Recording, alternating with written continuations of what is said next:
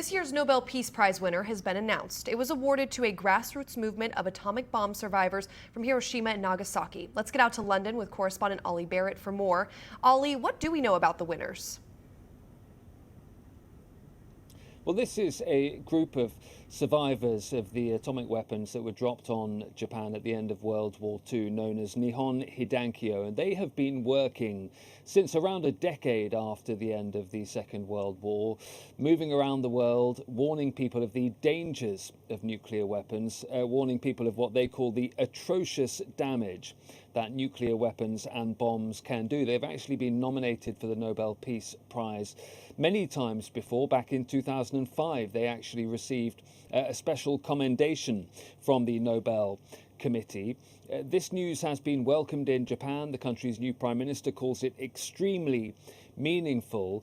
There was a lot of speculation that there could have been more controversial winners of this year's prize. Perhaps the UN agency that works with Palestinians in Gaza, UNRWA, that would have been controversial, certainly in some quarters, particularly in Israel. The International Court of Justice as well was widely speculated as potentially being a winner of this prize this time around. The ICJ hearing cases at the moment being brought against Israel over the conflict in Gaza, and so that would have been controversial too. So these prize winners, less controversial, certainly, as I say, being welcomed in Japan, and these are campaigners who have been working for decades to try and warn the world about the dangers of nuclear weapons. And this award comes nearly 80 years after the atomic bombings that ravaged Japan. How does this win reflect the state of nuclear warfare today in 2024?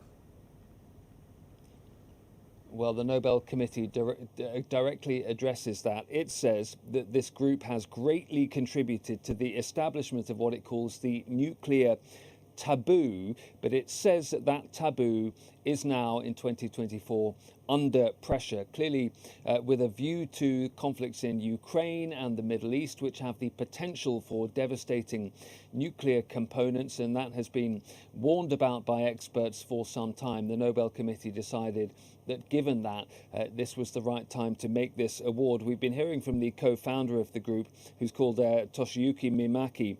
He says that it's been described as nuclear weapons and the way that they can protect world peace. He's not convinced by that. He says nuclear weapons can also be used by terrorists. And as I say, the Nobel Committee clearly feeling that given the state of the world and the various conflicts underway as we speak, that this was the right moment to award this prize to this group of people.